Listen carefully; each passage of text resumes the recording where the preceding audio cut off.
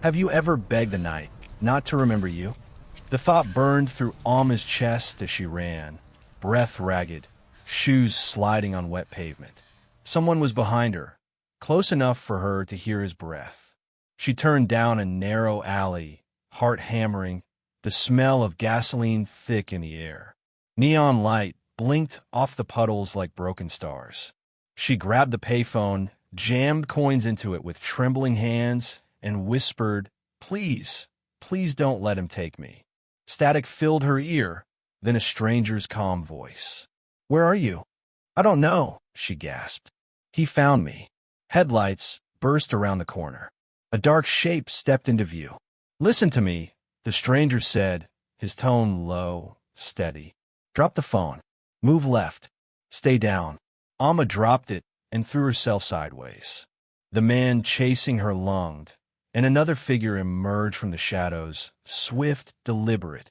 Two sounds, a thud and a groan. Then silence.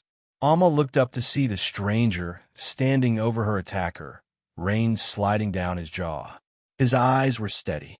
"You called the wrong number," he said, but the right person answered. The alley swallowed the sound of the city again, leaving only her breathing and his calm stare. If you've ever trusted the wrong person, if you've ever mistaken danger for love, stay with this story. Like, comment, and subscribe, because this isn't about running. It's about surviving what you once called home. Before Seoul, before fear, Alma's life had been sunlight. She could still smell the sea from her apartment in Accra, the mango soap, the laughter from street vendors, the music her mother loved. She had been 23 when she met Kole. He wasn't a monster then. He was charm wrapped in ambition, a man who spoke softly but looked at her as if she were oxygen.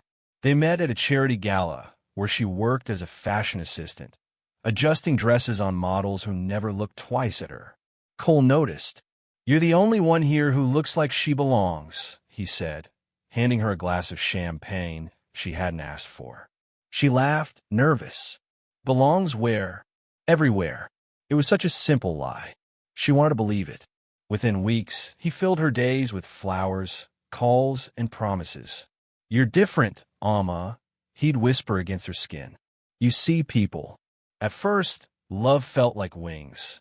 Kole was older, refined, confident. He ran a foundation that funded women's shelters and schools.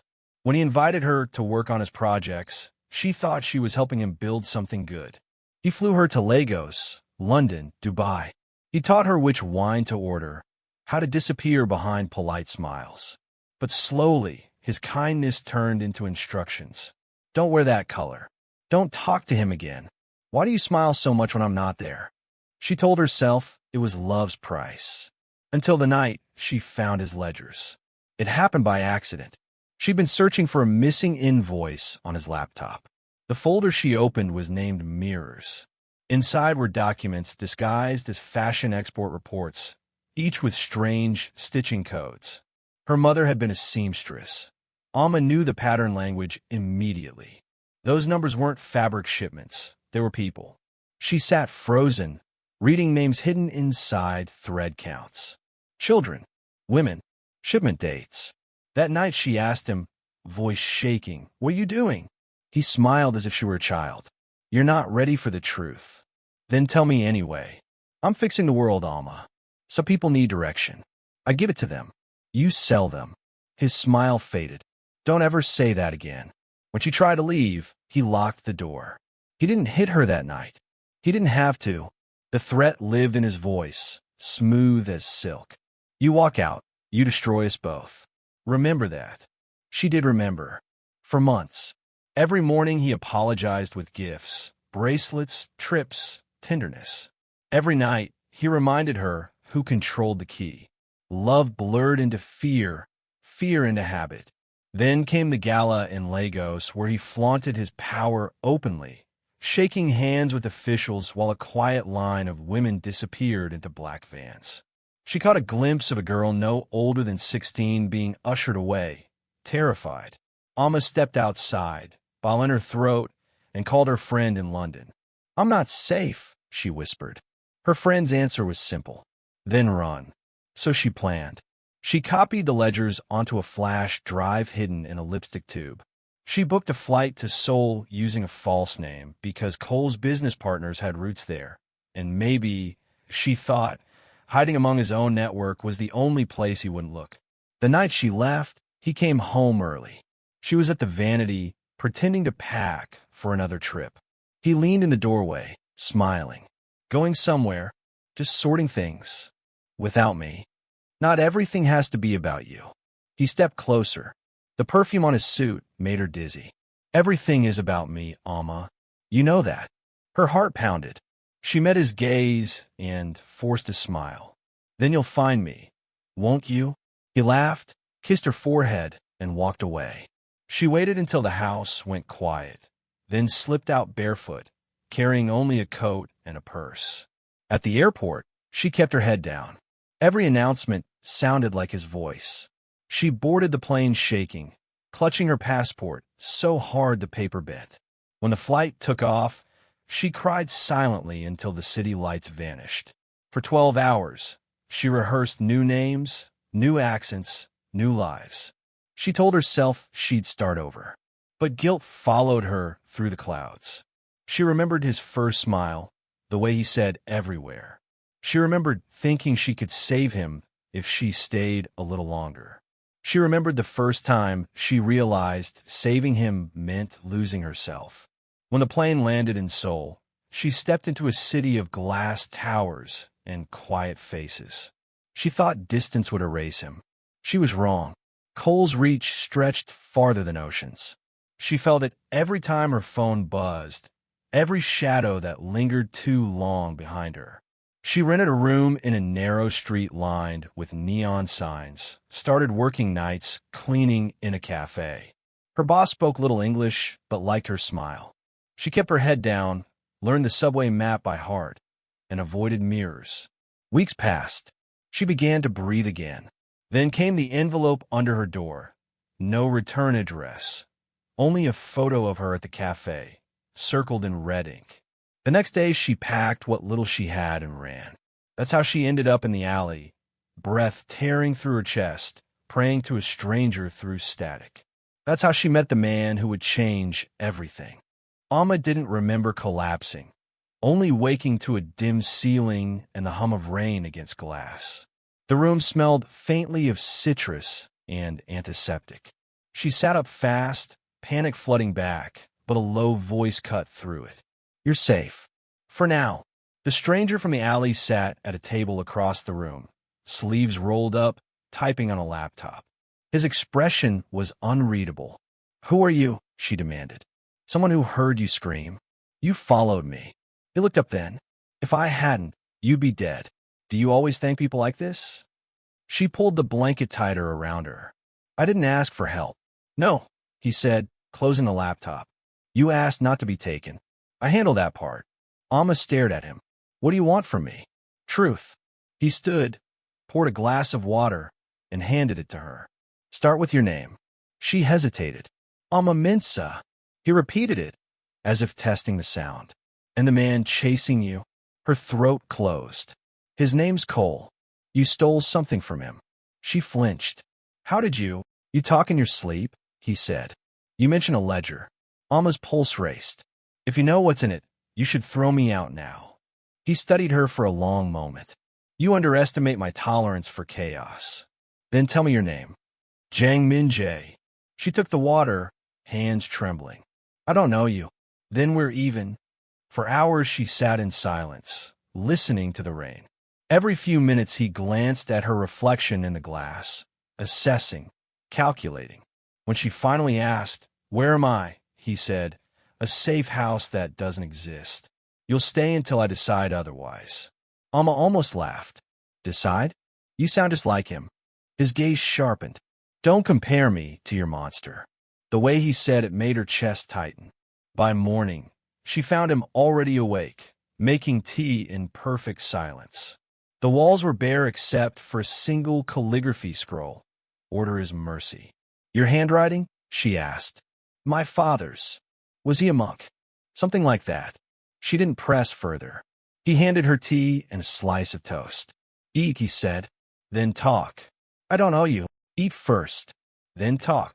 The insistence disarmed her. She obeyed without realizing it.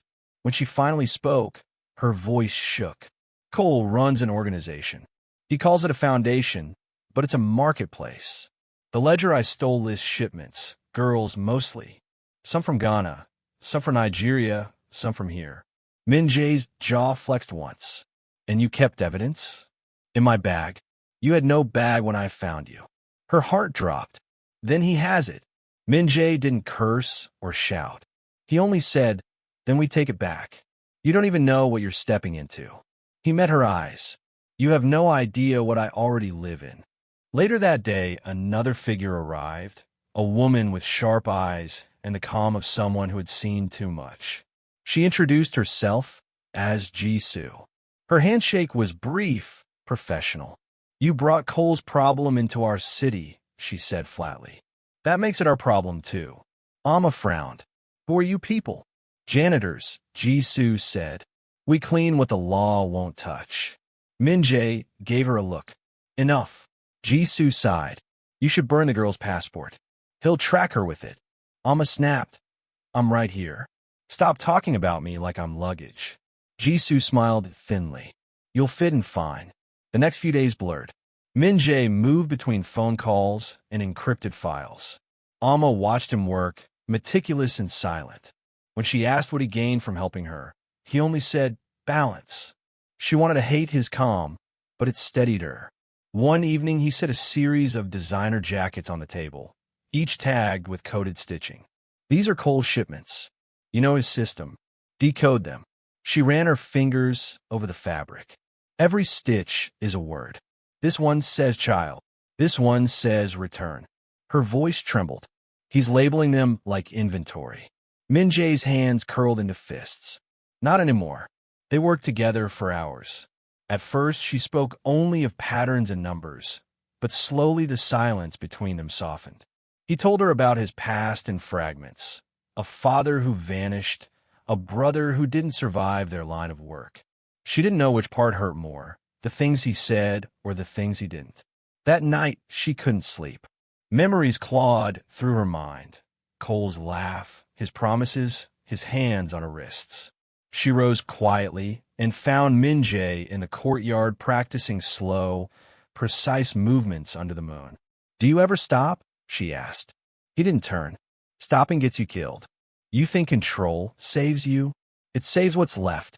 She crossed her arms. And what's left of you? He finally faced her. Enough to fight. She saw then the scar running along his shoulder. Who gave you that?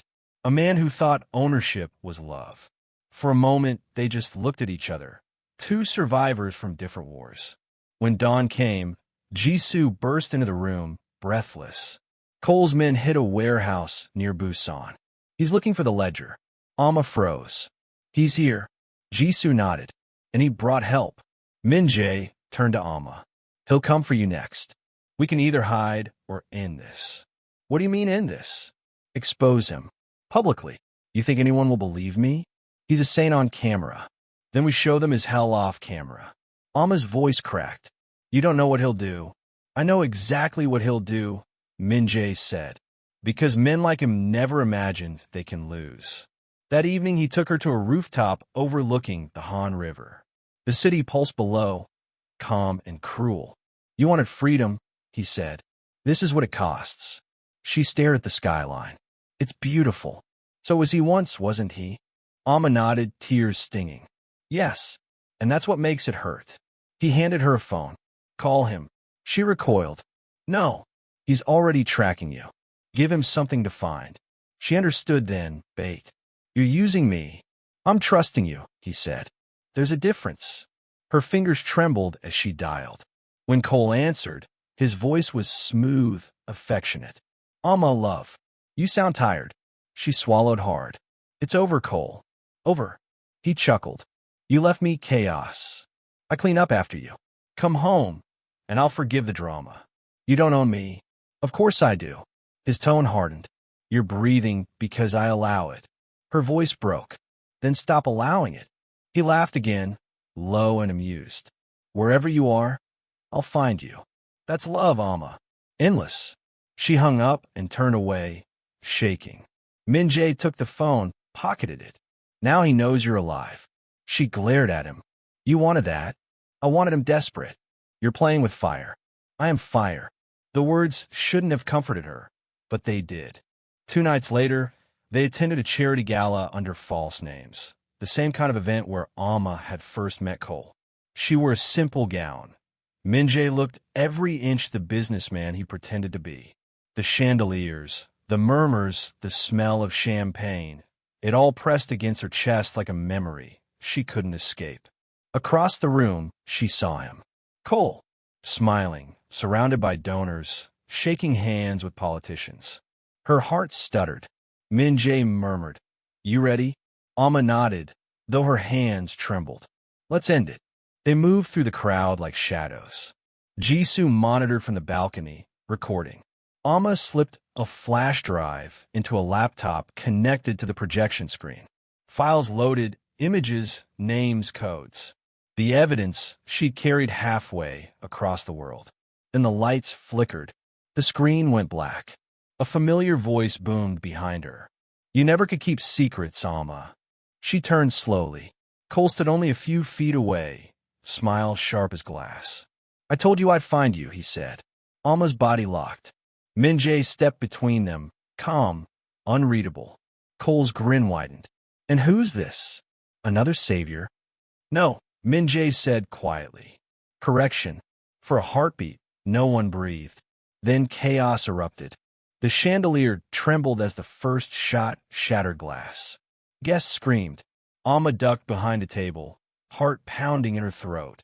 Min-Jae moved with eerie calm, shielding her with his body while scanning the exits. Kole's men fanned out, guns drawn but hidden beneath their jackets. "Stay low," Min-Jae murmured. Alma grabbed his arm. "He'll kill everyone to get me." "He won't," he said, eyes on Kole. "He needs the show." Kole raised his glass, pretending to toast as security herded people toward the doors. "My dear, you've always loved attention," he called. "Look at you, new city, new man. Still mine." The room tilted. For a moment, Alma couldn't breathe. Then she stood, voice shaking but loud enough to echo. "You don't own anyone, Kole. Not anymore." Laughter rippled through the chaos. "You think that's courage? It's nostalgia wearing perfume." Min-Jae stepped forward. "Walk away." Kole's eyes gleamed. "From what? Justice? You've built your little crusade on fantasy. Ask her what she stole from me." Alma shouted, "I stole proof you sell people." Gasps spread. Cameras flashed.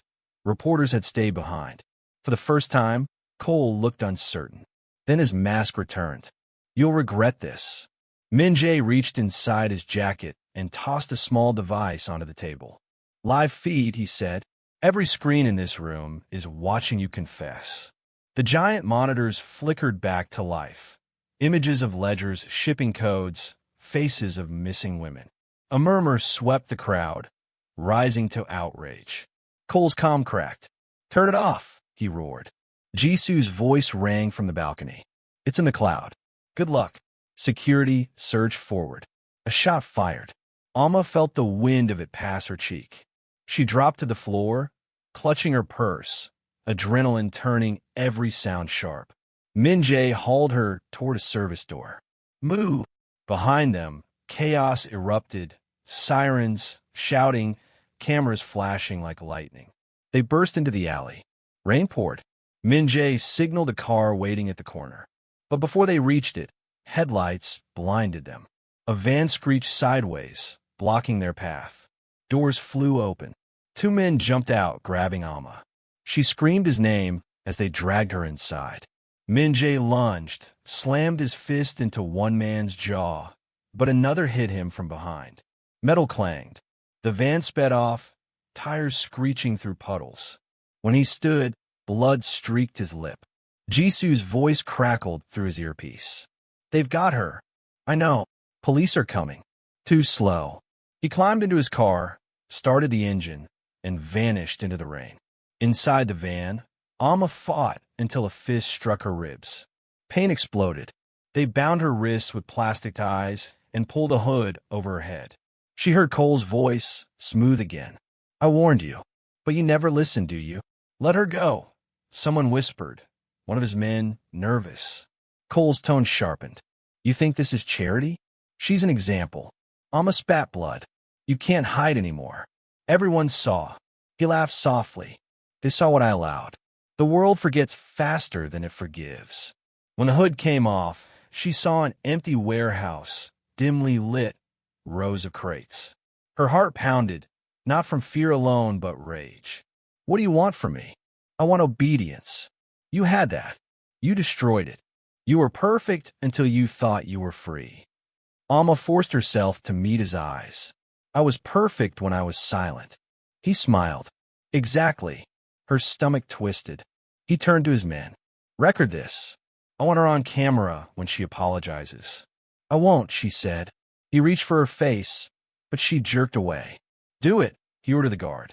"Make her talk." The guard hesitated. "Sir, the police." A new sound sliced through the tension. The growl of an engine, then glass exploding. The warehouse door tore inward, headlights flaring white. The car hit the crates, scattering them like matchsticks. Min-Jae stepped out, gun drawn. Into the road. Kole laughed. "You're alone." "Not anymore," Jisoo said, emerging from the shadows with a squad of officers behind her. Cole's confidence faltered. "You called them." "I gave them something better than orders," Jisoo said. "Your bank accounts." While his men panicked, Alma twisted her wrists against the plastic ties. The sharp edge of a broken crate nicked her skin, slicing through. She ripped free, grabbed the nearest metal rod, and swung. The first guard dropped. The second backed away. Min-Jae moved toward her, but she shook her head. "Don't. He's mine." Kole turned, shock flashing across his face as she advanced. "Alma, love." "Don't call me that." He tried to reach for the gun on the table, but she was faster. She kicked it away, breathing hard, rainwater dripping from her hair. "You taught me fear. Now learn what it feels like." He sneered. "You won't do it. You're too soft." "Not anymore." She hit him once across the face, enough to draw blood, but not end him. "You don't get to die easy." Min-Jae's hand caught her wrist gently. "Enough. Let the world finish him." Alma stood, trembling, as officers swarmed in, pinning Kole to the ground. The last thing he shouted before they took him away was her name, dragged out like a curse. When silence returned, she finally exhaled. The warehouse smelled of dust and gasoline, but for the first time in years, she didn't feel trapped. Outside, dawn was breaking. Jisoo handed Min-Jae a small flash drive. "Everything's uploaded. Media's already running it." "Good," he said. Alma leaned against the car, rain mixing with tears. "It's over." "Almost," Min-Jae said. "You still have to choose what comes next." "What do you mean?" "Freedom's heavier than chains. People forget that." She gave a tired laugh. "I'll carry it anyway." He looked at her for a long moment. "You did well. I didn't do it for glory." "I know." He glanced toward the river. "You did it to breathe." They drove back through the city in silence. Seoul was waking up, vendors opening stalls, lights blinking from apartment windows. Alma watched water slide across the glass, feeling the weight of everything she'd lost and gained. At the safe house, Jisoo left them with a nod. "She'll need papers, new life, the usual." "I'll handle it," Min-Jae said. When they were alone, Alma turned to him. "What happens to people like us?" He poured tea, the same ritual calm as before. "We disappear quietly, or we start again loudly. Your choice." "I've spent too long hiding." He handed her a cup. "Then start." They sat in silence, steam rising between them. For the first time, the quiet didn't hurt. Later, she walked to the window. The Han River shimmered under pale sunlight. She remembered the first night she'd called a stranger begging for help, and how his voice had sounded, steady, dangerous, alive. He joined her at the window, but didn't touch her. "Do you regret calling me?" Alma shook her head. "You were the wrong number, but the right answer." A faint smile ghosted across his face. "You'll be safe now." "I don't want safe," she said softly. I want peace. Sometimes they're the same. Sometimes, she agreed. They stood together until the sun broke through the clouds. The city hummed below, no longer a threat, just a place waiting for new beginnings. Alma turned to him. What will you do now? Keep cleaning, he said. There's always another mess. She nodded. Then thank you for saving me. He shook his head. You saved yourself. I just opened the door. Alma looked back at the river. The air smelled of rain and new light. No more doors that locked from the outside, she whispered. And for the first time since she ran, the words didn't sound like hope. They sounded like truth. If this story reached you, if you've ever fought to find your own way out, don't walk away from the message. Subscribe, share, and leave your thoughts below. Because someone out there needs to know that survival isn't the ending, it's the beginning.